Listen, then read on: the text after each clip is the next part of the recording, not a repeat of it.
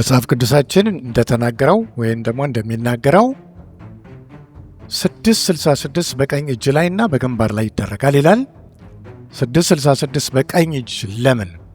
የመጨረሻው ዘመን ምልክት ዛሬ እየታየን ያለው ፋይዳ የሚሉትም መታወቂያ የዛ መነሻ ነው። ስለዚህ መጨረሻ ዘመን ላይ የኖህና የሎጥ ዘመን ምልክቶች ይታያሉ ነው የሚለው። ሶዶማውያን ቤተ ክርስቲያንን እየተቆጣጠሩ ነው፣ በአውሮፓ በአሜሪካ፣ ልክ እንደ ሎጥ ዘመን ማለት ነው። እንግዲህ የመጨረሻውን ዘመን ስናጠና 6 ክፍሎች አሉት። የመጀመሪያው የመጨረሻው ዘመን ምልክቶች ምን ምን ናቸው ምልክቶቹ የሚለውን ነው። ሁለተኛው ስለ ንጥቀት፣ ቤተ ክርስቲያን ትነጠቃለች፣ ምድር ላይ ደግሞ የምድር ሰዎች በመከራ ውስጥ ያልፋሉ። ሶስተኛው ይሄ።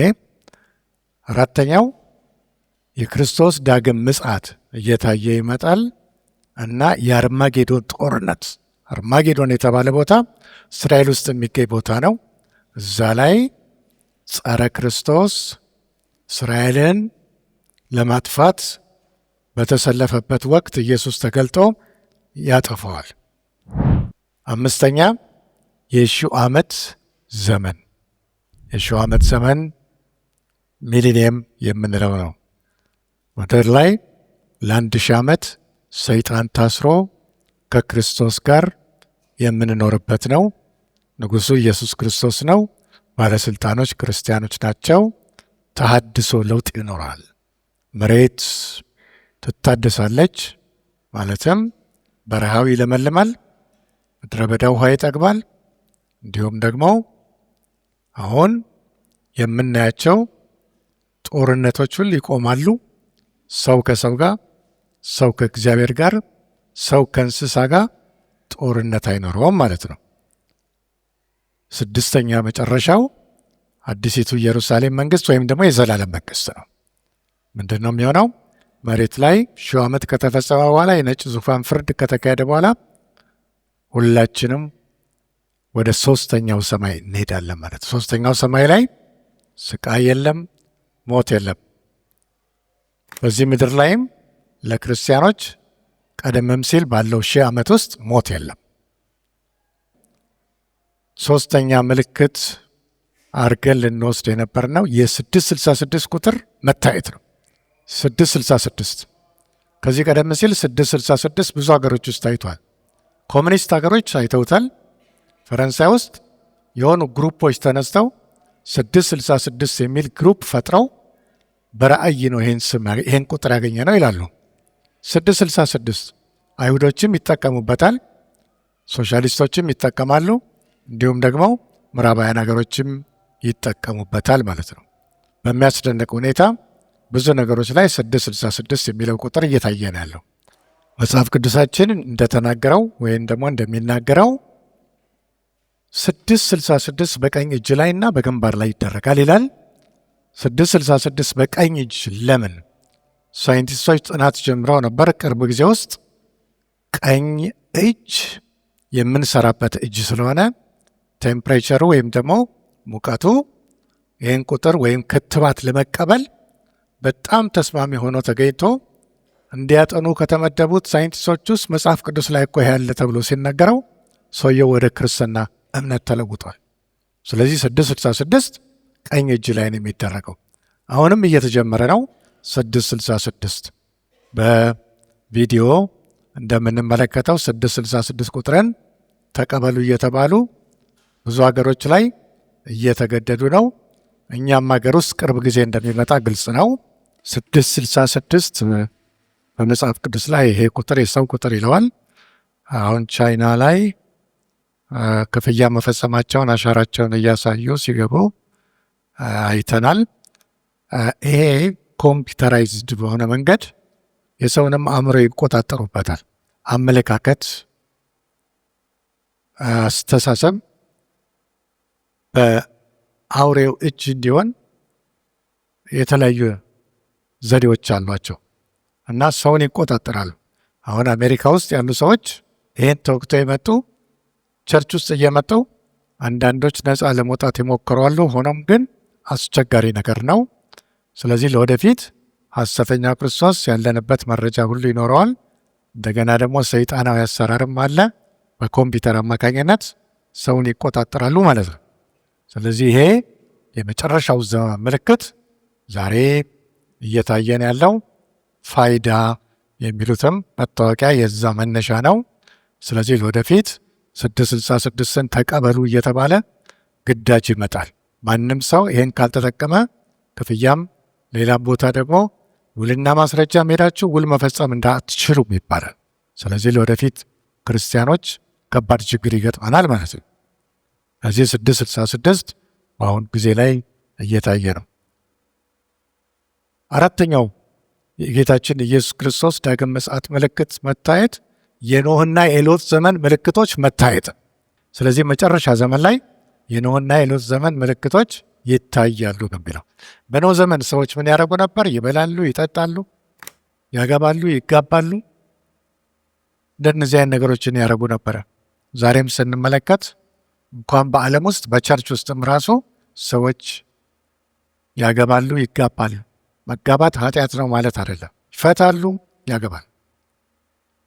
ይሄ ሁሉ ነገሮች ምልክቶች እንኳን እየነገራቸው ኖህ አልሰሙትም። ስለዚህ በመጨረሻ ምን ሆነ? ኖህ ወደ መርከብ በገባበት ቀን ግን ይላል ምንድነው እሱ? የጥፋት ውሃ መጣ፣ ሁሉንም አጥፋ ይላል። በሎጥ ዘመንም ተመልከቱ። በሎጥ ዘመን እንዴት ነበር ይላል? እንዲሁ ይሆናል። ሰዎች ምን ያደርጋሉ? ይበላሉ፣ ይጠጣሉ፣ ያገባሉ፣ ይጋባሉ። በሎጥ ዘመን ምን ያደርጉ ነበር? ሶዶማውያን ነበሩ። በሎጥ ዘመን ቤት ይሰሩ ነበር ይላል። ቤት ተክል የሚተክሉ ነበር ይላል። በሎጥ ዘመን ሰዎች ማስተዋል የተሰረቀበት ዘመን ነው። ዛሬም ከብዙ ነገሮች ይልቅ ለትዳሮቻችን ወይ ለኑሯችን ቅድሚያ ሰጥተን ያ ቀን በድንገት እንዳይደርስብን ጥንቃቄ ያስፈልጋል ማለት ነው። ዛሬ ስትመለከቱ ሆቴሎች ቁጥራቸው እየበዛ ነው። እነዚህ ሀገር በመጣበት ጊዜ ሁል ጊዜ አዳዲስ ስሞች ነው የምሰማው። ሆቴሎች ቁጥራቸው እየጨመረ ነው። መብል መጠጣት ሰው ይፈልጋል። መጠጥ ቤቶችም እየበዙ ናቸው። ስለዚህ እነዚህን ስትመለከቱ ተጠንቀቁ። ቤት ይሰሩ ነበር ይላል። አሁን በመንግስት ደረጃም ተመልከቱ፣ ኮሪደር ልማት፣ አዳዲስ ህንፃዎች እየተሰሩ ናቸው። የሚያስተውል ያስተውለዋል። ስለዚህ በስተ መጨረሻው ዘመን ላይ ሰው ሁሉ ለትዳሩ ለኑሮ ቅድሚያ በመስጠት መንፈሳዊ ነገርን ችል የሚልበት ጊዜ ነው። አሁን ስናየው ሩቅ ይመስላል። የክርስቶስ ዳግም ምጽአት ግን በዳጅ ሲጦር ነው የምናየው። በኖህና የሎጥ ዘመን ምልክቶች መታየት።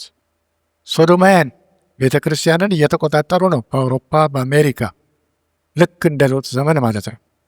የሶዶም መንፈስ በሀገራችን ውስጥም እየመጣን ሶዶማውያን ብዙ ነገሮችን እየተቆጣጠሩ ነው።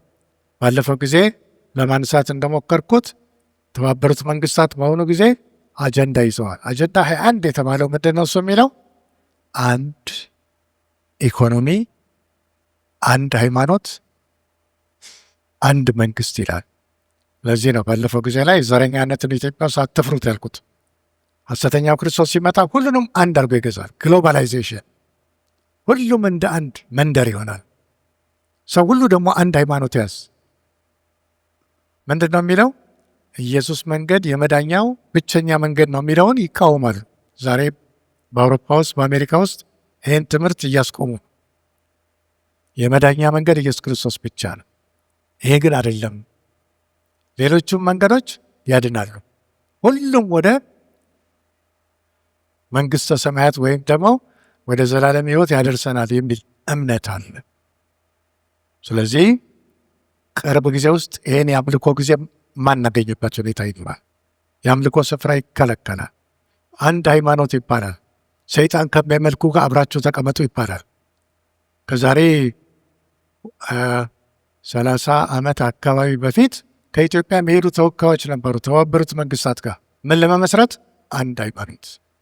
ሁሉም የፈለገውን ያመልካል። ሰይጣን የሚያመልከውም አንድ ጋር።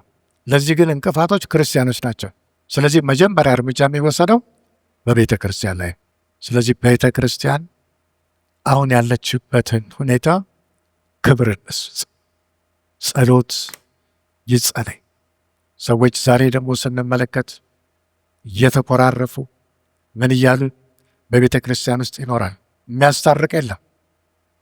አስታራቂ የጠፋበት ጊዜ ነው። ክርስቲያኖችን ራሱ አሁን እንዲህ ባለ ጉባኤ ላይ የተጣላ ሰው የሚባል ብዙ ይመስል። ስለዚህ ራሳችንን እናዘጋጅ። የክርስቶስ ምጽአት በደጅ ነው። የሚያስተራርቁ ምን ይሆናሉ ይላል? የእግዚአብሔር ልጆች ይባላሉ ይላል። ዛሬ ግን የሚያስታርቅ ሰው ሳይሆን የሚያጣላ የበዛበት ዘመን። ቤተ ክርስቲያን ስንመላለስ አገልጋዮች መምህራንን በደንብ መቆጣጠር እጅግ በጣም ወሳኝ ነው። አዲስ አበባ ላይ ብዙ ቦታዎች ላይ በቀጠሯቸው ሰዓት አገልጋዮች መምህራኖች ጋር አይገኙም። ይሄ ምንድን ነው? እሱ ታማኝ ያልሆነ አገልግሎት። ማቴዎስ ምዕራፍ 24 ከቁጥር 42 ጀምሮ ስታዩ ታማኝ አገልግሎት ያስፈልጋል። በአገልግሎታችን በመንፈሳዊ ብቻ ሳይሆን ባለማዊ በመስሪያ ቤታችን ታማኝ አገልግሎት ክርስቶስን ምን ያህል እናሳየዋለን? ከአፋችን ውጭ ታማኝ በመሆን ማለት ነው። ታማኝ አገልግሎት። ጊዜው ገና ነው ብሎ ያ ባሪያ ሰዎችን መደብደብ ጀመረ። ስለዚህ መጨረሻ ጌታው ሲመጣ ቅጣት ውስጥ ባሪያው ገባ። ስለዚህ የመጀመሪያው ነገር የክርስቶስን ዳግም ምጽአት ስንጠባበቅ መሆን ያለበት ምንድን ነው? እሱ ታማኝ አገልግሎት በቸርችም በዓለም ውስጥም ማለት ነው። በዚህ ይሄ እጅግ በጣም ወሳኝ ነው። የኖህና የሎጥ ዘመን ምልክት። አጀንዳ 21 የተባበሩት መንግስታት ላይ ሌላ ምንድን ነው እሱ የተመለከትን የነበር ነው። ባለፈው ጊዜ ላይ እነሱ እያሰቡ ህዝብ ቁጥርን እየቀነሱ ሶዶማውያንን ቁጥር እያበዙ የመሄድና ዓለም ለሁሉ ሰው ብቁ እንድትሆን ሁኔታን ማመቻቸት ነው። ፕላቶ የተባለ የግሪክ ፈላስፋ ነበር። በሱ ጊዜ ነበር ይህን ፍልስፍና የጀመረው። ዛሬ ወደ ታች ወርደው በዓለም ውስጥ ሁሉ ለማሰማራት እየሞከሩ ነው። በተለይ ይህን እንቅስቃሴ እያንቀሳቀሱ ያሉት የኒው ኤጅ ሙቭመንት ተከታዮች ወይም ኢሉሚናቲዝ ወይም አብሬዎች፣ አንቂዎች ናቸው የሚባሉት ኢሉሚናቲዝ